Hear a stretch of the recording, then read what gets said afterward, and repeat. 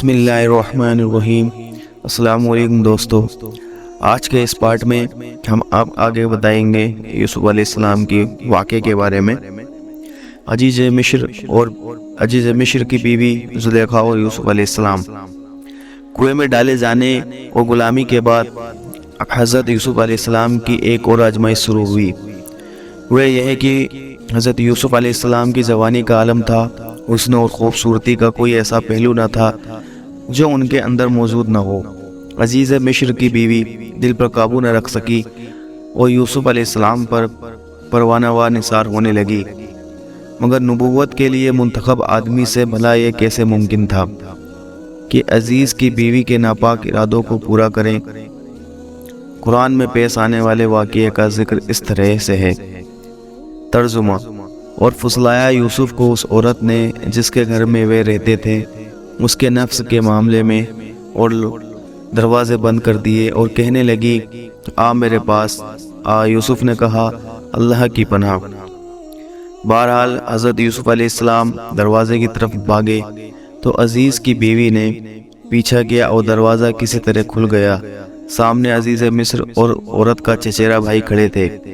عزیز مصر کی بیوی بولی، قرآن میں اس کا تذکرہ ہے، اس کا ترجمہ اس طریقے سے ہے، کہنے لگی اس شخص کی سزا کیا ہے جو تیرے اہل کے ساتھ برائی کا ارادہ رکھتا ہو، مگر یہ کہ قید کر دیا جائے یا دردناک عذاب میں مبتلا کیا جائے۔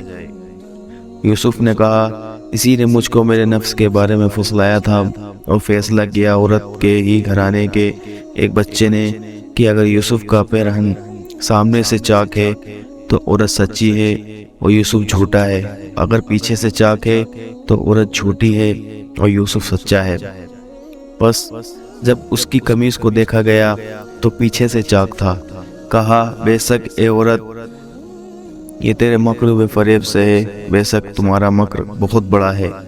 یوسف تو اس معاملے سے درگزر کر، اور اے عورت تو اپنے گناہ کی معافی مانگ، تو بے شک خطا کار ہے۔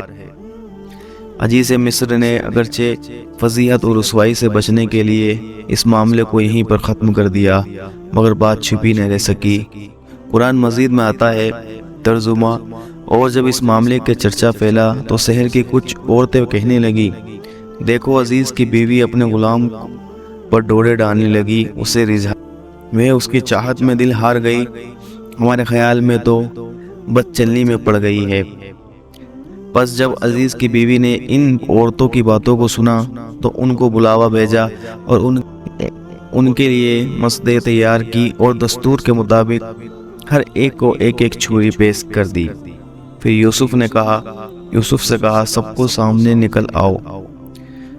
جب یوسف کو ان عورتوں نے دیکھا تو بڑائی کی قائل ہو گئی، انہوں نے اپنے ہاتھ کاٹ لیے اور بے حالیہ پکار اٹھی یہ تو انسان نہیں، ضرور ایک فرشتہ ہے، بڑے رتبے والا فرشتہ۔ عزیز کی بیوی بولی تم نے دیکھا یہ ہے وہ آدمی جس کے بارے میں تم نے مجھے تانے دیے۔ عزیز کی بیوی نے یہ بھی کہا کہ بے شک میں نے اس کا دل اپنے کام میں لینا چاہا تھا مگر بے قابو نہ ہوا، مگر میں کہہ دیتی ہوں کہ اگر اس نے میرا حق کہا نہ مانا تو یہ ہو کر ہی رہے گا کہ وہ قید کیا جائے اور بے عزتی میں پڑے۔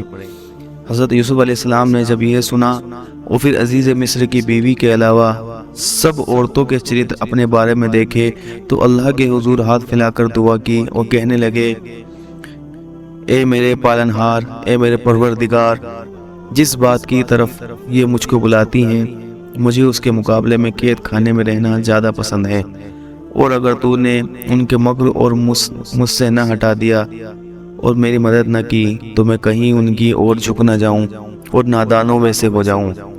بس اس کے رب نے اس کی دعا قبول کی اور اس کو ان کا مکر ہٹا دیا، بے شک وہ سننے والا اور جان۔ اب عزیز مصر نے یوسف علیہ السلام کی تمام نشانیاں دیکھنے اور سمجھنے کے بعد اپنی بیوی کی فضیحت اور رسوائی ہوتی دیکھ کر یہ طے کر لیا کہ یوسف کو ایک مدت کے لیے قید خانے میں بند کر دیا جائے تاکہ یہ معاملہ لوگوں کے دلوں سے نکل جائے، یہ چرچا بند ہو جائے کہ اس طرح حضرت یوسف علیہ السلام کو جیل جانا پڑا۔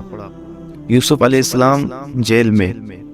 تورات میں ہے کہ یوسف علیہ السلام کے علمی اور عملی ظہر قید خانے میں ہی نہ چھپ سکے، اور قید خانے کا داروغہ ان کے حلقہ ارادت میں داخل ہو گیا اور جیل کا تمام انتظام اور انصرام ان کے سپرد کر دیا، اور وہ قید خانے کے بالکل مختار قید خانے میں دعوت۔ اچھا اتفاق دیکھیے کہ حضرت یوسف علیہ السلام کے ساتھ دو نوجوان اور قید خانے میں داخل ہوئے، ان میں سے ایک شاہی ساقی تھا اور دوسرا شاہی باورچی خانے کا داروغہ۔ ایک دن دونوں نوجوان حضرت یوسف علیہ السلام کی خدمت میں حاضر ہوئے۔ ان میں سے ساقی نے کہا، میں نے یہ خواب دیکھا ہے کہ میں شراب بنانے کے لیے انگور نچوڑ رہا ہوں، اور دوسرے نے کہا، میں نے یہ دیکھا ہے کہ میرے سر پر روٹیاں کا خوان ہے اور پرندے اسے کھا رہے ہیں۔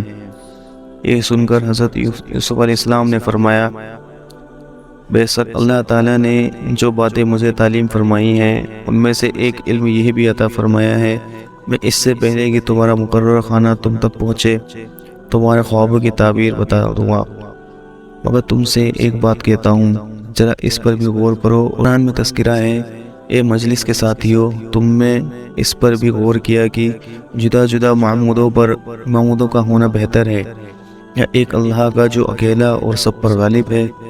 تم اس کے سوا جن ہستیوں کی بندگی کرتے ہو ان کی حقیقت اس سے زیادہ کیا ہے کہ صرف کچھ نام ہیں جو تم نے اور تمہارے باپ دادا نے رکھ لیے ہیں، حکومت تو اللہ ہی کے لیے ہے، اس کا فرمان یہ ہے کہ صرف اس کی بندگی کرو اور کسی کی نہ کرو، یہی سیدھا دین ہے، مگر اکثر آدمی ایسے ہیں جو نہیں جانتے۔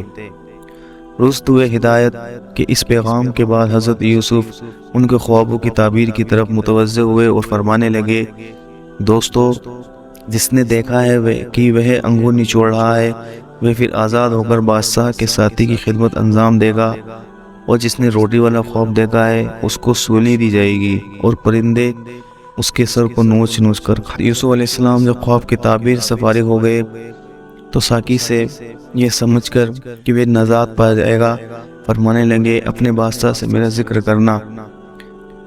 ساقی کو جب رہا کیا گیا تو اس کے اپنی مشغولیوں میں کچھ بھی یاد نہ رہا اور کچھ سال تک اور یوسف کو جیل میں رہنا پڑا۔ عزیز مصر کا خواب۔ حضرت یوسف علیہ السلام ابھی جیل میں ہی تھے کہ وقت کے عزیز مصر نے یہ خواب دیکھا کہ 7 موٹی گائیں ہیں اور 7 دبلی گائیں موٹی گائیں کو نگل گئی، اور 7 سرسبز و شاداب بالیاں ہیں اور 7 سرخی بالیوں نے ہری بالیوں کو کھا لیا۔ بادشاہ صبح اٹھا اور فوراً دربار کے مصیروں سے اپنا خواب کہا۔ درباری اس خواب کو سن کر تعجب میں پڑ گئے۔ اس بیچ ساقی کو اپنا خواب اور حضرت یوسف علیہ السلام کی دی ہوئی تعبیر کا واقعہ یاد آ گیا۔ اس نے بادشاہ کی خدمت میں عرض کیا کہ اگر کچھ مہلت دیجیے تو میں اس کی تعبیر لا سکتا ہوں۔ بادشاہ کی اجازت سے بھی قید خانہ پہنچا اور حضرت یوسف علیہ السلام کو بادشاہ خواب سنایا اور کہا، آپ اس کو حل کیجیے۔ حضرت یوسف علیہ السلام نے اسی وقت خواب کی تعبیر دی اور صحیح تدبیر بھی بتلا دی جیسا کہ قرآن میں ذکر کیا گیا ہے۔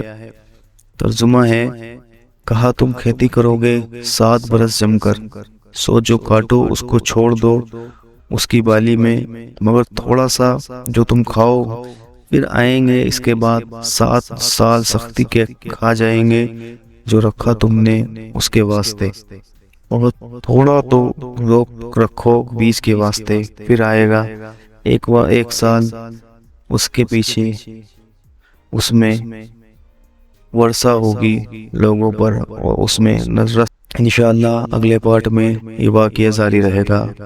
تب کے لیے السلام علیکم۔